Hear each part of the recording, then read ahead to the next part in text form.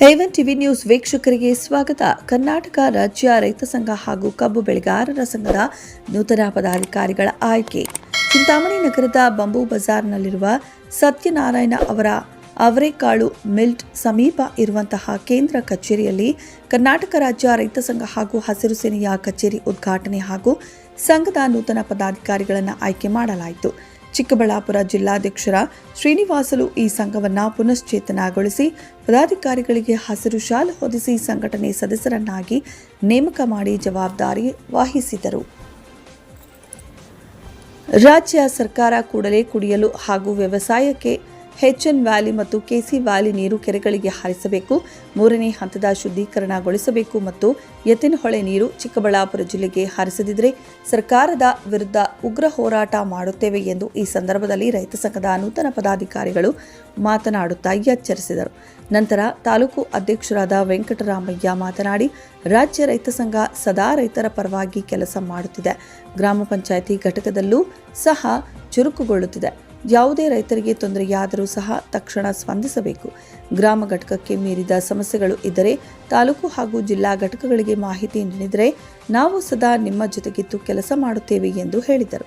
ಇದೇ ವೇಳೆ ಗೌರವಾಧ್ಯಕ್ಷರಾಗಿ ವಿಕೆ ಸತ್ಯನಾರಾಯಣ್, ಕಾರ್ಯಾಧ್ಯಕ್ಷರು ನರಸಿಂಹಾರೆಡ್ಡಿ, ಉಪಾಧ್ಯಕ್ಷರಾಗಿ ಮಿಲ್ ನಾರಾಯಣಸ್ವಾಮಿ, ಪ್ರಧಾನ ಕಾರ್ಯದರ್ಶಿ ಬಿವಿ ಶ್ರೀರಾಮರೆಡ್ಡಿ, ಸಹ ಕಾರ್ಯದರ್ಶಿ ಕೆವಿ ವೆಂಕಟರೆಡ್ಡಿ, ಖಜಾನ್ಸಿ ನಾರಾಯಣಸ್ವಾಮಿ, ಸಂಚಾಲಕರಾಗಿ ನಾಗರಾಜ್, ಸಂಘಟನಾ ಸಂಚಾಲಕರಾಗಿ ವೆಂಕಟರಮಣಪ್ಪ, ಮಹಿಳಾ ಸಂಚಾಲಕಿ ಶಾಂತಮ್ಮ, ಉಪ ಸಂಚಾಲಕರು ವೆಂಕಟರಮಣಪ್ಪ, ಸಂಘಟನಾ ಕಾರ್ಯದರ್ಶಿ ವೆಂಕಟೇಶಪ್ಪ ಇವರುಗಳನ್ನು ನೇಮಕ ಮಾಡಿ ಸಂಘಟನೆಯ ಹುದ್ದೆಗಳನ್ನು ನೀಡಲಾಯಿತು.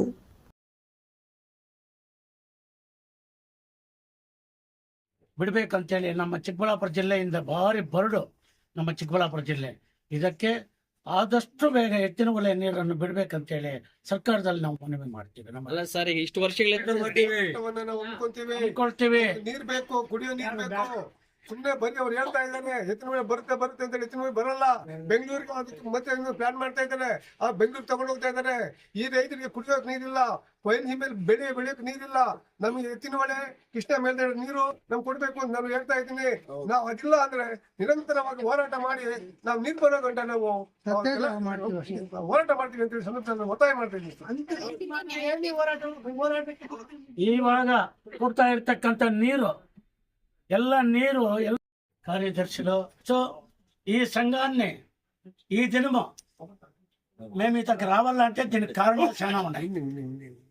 చిక్కబళ్ళాపురం జిల్లాలో సంఘం ఓపెన్ చేయాలని ముఖ్యంగా కృష్ణప్ప, మన దానింబె కృష్ణప్ప అంటారు, ఆయప్పని, రాజన్న, బైరెడ్డి, సత్యనారాయణప్ప, నేను చేరుకొని మేము 5-6 జనము ఏమే చేసి మంచి వాళ్ళ సహవాసంలో మంచి పేరు తెచ్చుకోండేట్లా సంఘంలో మనం చేరాల.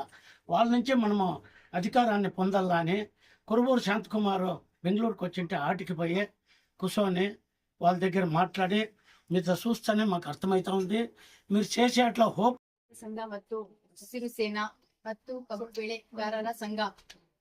ಹಾಗೆ ಇವತ್ತು ದಿವಸ ನಮಗೂ ಬಹಳ ಸಂತೋಷವಾಗಿದೆ. ಯಾಕಂದ್ರೆ ನಮ್ದು ಒಂದು ಸಂಘಟನೆ ಓಪನ್ ಆಯ್ತು ನಮ್ಮ ಸತ್ಯನಾರಾಯಣ ಸರ್ ಇಂದ. ಹಾಗೆ ನಾವು ಎಲ್ಲಾರು ಒಗ್ಗೂಟಿಯಾಗಿ ಮುಂದೆ ಬರ್ಸೋಣ, ಹಾಗೆ ಮುಂದೆ ಬೆಳೆಸೋಣ. ಮತ್ತೆ ಇನ್ನ 4 ಜನಕ್ಕೆ ಒಳ್ಳೆ ಮಾತನ್ನು ಹೇಳಿ ಈ ಸಂಘವನ್ನು ಬೆಳೆಸ್ತಾ ಹೋಗ್ತಾ ಇರೋಣ. ಇನ್ನೊಂದು ವಿಚಾರ ಏನಂದ್ರೆ, ರೈತ ಇಲ್ದ್ರೆ ನಾವಿಲ್ಲ. ರೈತರಿಂದಾನೇ ಜೀವನ, ರೈತದಿಂದಾನೇ ಬೆಳವಣಿಗೆ. ಪ್ರತಿಯೊಂದಕ್ಕೂ ರೈತ ಇಲ್ದ್ರೆ ಪ್ರಪಂಚನೇ ಇಲ್ಲ ಅಂತ ನಾನು ಹೇಳೋ ಮಾತು. ನನ್ನ 2 ಮಾತನ್ನು ಮುಗಿಸ್ತಾ ಇದ್ದೀನಿ. ರೀತಿ ನಾವು ವಿಜೃಂಭಣೆಯಿಂದ ಮಾಡ್ಬೇಕಂತ ನಾವು ಆಶಿಸಿದ್ದೀವಿ. 3 ತಾಲೂಕಲ್ಲಿ ರೆಡಿ ಆಗಿದೆ. ತಾವೆಲ್ಲರೂ ಇದೇ ರೀತಿಯಲ್ಲಿ ಒಂದು ವಿಜೃಂಭಣೆಯಿಂದ ನಮ್ಮ ಸಂಘವನ್ನು ಉದ್ಘಾಟನೆ ಮಾಡಿಸಿ ಎಲ್ಲ ತಾಲೂಕುಗಳಲ್ಲಿ ನಾವು ಮುಂದುವರ್ಸ್ಕೊಂಡು ಹೋಗ್ಬೇಕಂತೇಳಿ, ನೀವು ನಾವು ಬಲ ಕೊಡ್ಬೇಕಂತೇಳಿ ಎಲ್ಲರಲ್ಲಿ ನಾವು ನಮ್ಮ ಸಂಘದ ಪರವಾಗಿ ನಮ್ಮ జిల్లాಯ పరವಾಗಿ తమ ಎಲ್ಲರಿಗೂ ನಾನು ಕೇಳ್ಕೊಳ್ತಾ ఇದ್ದೀನಿ. మేము చిక్కబళ్ళాపురంలో సంఘము జిల్లా సంఘం చేసి తాలూకాలను చేయాలని సత్యనారాయణ ముఖాంతరము ఈ తాలూకుల శ్రీరామరెడ్డి, మళ్ళీ మా వెంకటరామయ్య వాళ్ళతో నారాయణ స్వామి వీళ్ళందరినీ కొట్టుకొని మేము ఈతావ సంఘాన్ని ఏర్పాటు చేయాలని 2-3 తూర్లు ఇతకొచ్చి ఈతావ బాధపడి ఇతర సంఘం ఈ పొద్దు చేస్తూ ఉన్నాము అంటే ఈ పొద్దు నా మనసుకే కాదు అందరి మనసుకే ఒక బిడ్డకి తల్లి జన్మ ఇచ్చినట్లుగా ఈ పొద్దు బిడ్డ పుట్టిందే. ఇన్నాళ్ళు సంఘం ఉంది కానీ ఈ సంఘానికి గుర్తింపు ఈ పొద్దు ఒక బిడ్డ పుట్టినట్టుగా. ఈ బిడ్డ పుడితే ఒక తల్లిదండ్రులు ఏం ఆశిస్తారో, మా బిడ్డను బాగా చదివించాలా, ఐఏఎస్ చేయాలా, ఐపీఎస్ చేయాలా, డిప్యూటీ కమిషనర్ చేయాలా అని ఆశ ఉంటుంది. అదే రీతిగా ఈ సంఘంలో ఉండేట మనము ఈ సంఘాన్ని ఆటకి తీసుకోవాలంటే ఒక ఐఏఎస్ ఐపీఎస్ మట్టానికి తీసుకుపోయే ఈ సంఘానికి పేరు తీసుకురావాల. మన కర్ణాటకలో మన స్టేట్ లెవెల్లో ఉండే అట్లా శాంత్ కుమార్ వాళ్ళు కూడా కలవరిపోయేట్లా ఈ సంఘము చిక్కబళ్ళాపురం జిల్లా సంఘము చింతామణిలో ఉండే ఏర్పాటు చేసిన సంఘం ఎంత పేరుగా ఉంటే వాళ్ళకి ధన్యవాదాలు చెప్పాలనే లెక్కల వాళ్ళతో కూడా మనం తీసుకురావాలా అనే ఉద్దేశంతో ఈ పొద్దు అందరికీ ఏకీభవించే సంఘము అంటే నాకు తెలిసినంతట్లా కొరత లేకుండా ఉండి అందరూ చేతులు మన కృష్ణప్ప చెప్పిన ఏమి సంఘం ఉంటే చేయి పైకెత్తేదే సంఘం అందరూ ఏకీభవిస్తారు. ఈ సంఘాన్ని నడుపుకుంటే రావాలా. కొందరికి కొన్ని వైషమ్యాలు ఉంటాయి, దాన్ని మనం మట్టంలో పెట్టుకోవాలా. ఒకటోది. రెండోది ఈ శాలువ ఎవరికి మరుగుడు. ఈ శాలువ మరిస్తే ఏమవుతుందంటే సంఘాన్ని మరిచిపోయినాడు అని లెక్క. నాకే 7 ఏండ్ల ఈ సంఘం ఒక రేసి ఈ శాలువ అవసరించి నా కూతురింటికి పోయినా శాలువ ఉంటుంది, హాస్పిటల్ పోయినా శాలువ ఉంటుంది, ఎవరైనా సహాయం చేయాలని రమ్మనే శాలువ మరిసేది. దాని నుంచి అయినంత శాలువను మరొద్దండి, మిగతావన్నీ జ్ఞాపకం వస్తాయి. మనం సొంతానికే చేసుకునేది కాదు, 10 మంది కార్యం మన తాళ్ళలో కానీ ఓబులి మఠంలో కానీ 10 మందికి సహాయం అయ్యేట్లా, రైతులకు సహాయం అయ్యేట్ల కార్యక్రమాలు మనం పుట్టుకొని దాన్ని చేసినప్పుడే మనకి మంచి పేరు వచ్చేది మన సంఘానికి. మనమే దీన్ని చేసుకుంటాము అంటే అయ్యలేదు. అందరినీ ಏಕೀಭವಿಸಿ ಸಂಘಾన్ని ಸರಿ ಮಾಡೋದಿಕ್ಕೆ ಅವರು ನಮ್ಮನ್ನ ಒದರ್ತಾರೆ ಗದರ್ತಾರೆ. ಅದನ್ನ ನಾವ್ ಇನ್ನೊಂದ್ ತರ ಮಾಡ್ಕೊಳ್ಳೋದ್ ಬೇಡ. ಈಗ ಏನು ಅಂದ್ರೆ ಒಂದು ಕುಟುಂಬದಲ್ಲಿ ಎಲ್ಲಾರು ಒಗ್ಗಟ್ಟಾಗಿ ಮುನ್ನಡಿತಾ ಇದ್ದಾಗ ನಮಗೆ ನಾವು ದೊಡ್ಡವ್ರು ಹೇಳ್ತಾರೆ, 1 ಹೆಜ್ಜೆ ಹಾಕಿದ್ರೆ 10 ಹೆಜ್ಜೆ ದೇವ್ರು ಹಾಕ್ಸ್ತಾರೆ ಅಂತ. ಒಳ್ಳೆ ನಡೆ ನುಡಿ ನಡತೆಗೆ 1 ಹೆಜ್ಜೆ ಮುಂದೆ ಹೋಗೋಣ, 10 ಹೆಜ್ಜೆ ನಮ್ಗೆ ಮುಂದೆ ಹಾಕೋದಿಕ್ಕೆ ದೇವರದೇ.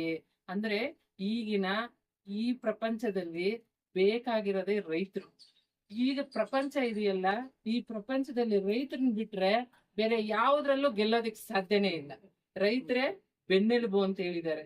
ಈ ಬೆನ್ನೆಲುಬುಗೆ ನಾವು ಸಾತಾಗಿ ಪ್ರತಿ ಸಾರಿನೂ ಯಾವುದೇ ಫಂಕ್ಷನ್ ಆಗ್ಲಿ, ಕರೆಕ್ಟು ಎಲ್ಲರೂ ಲೇಟ್ ಆಗಿ ಬರೋದು ನಿಜ, ಅದು ಲೇಟ್ ಆಗುತ್ತೆ. ಯಾಕೆಂದ್ರೆ ಅವ್ರದೇ ಆದಂತಹ ಹಲವಾರು ಕೆಲಸ ಕಾರ್ಯಗಳಿರ್ತವೆ.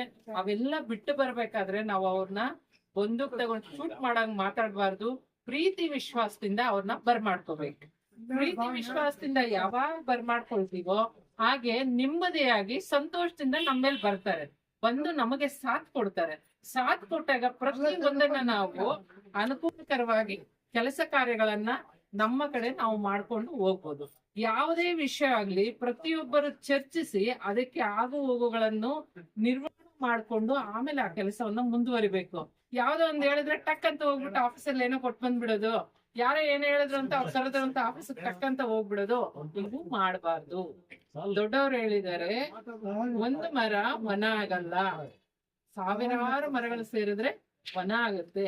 ಹಸಿರಿನಿಂದ ಬದುಕುತ್ತೆ, ಅದು ನಮಗೆ ನೆಮ್ಮದಿ ಶಾಂತಿಯನ್ನು ಕೊಡುತ್ತೆ. ಅದೇ 1 ಮರ ಎಷ್ಟು ದಿನ ಕೊಡುತ್ತೆ?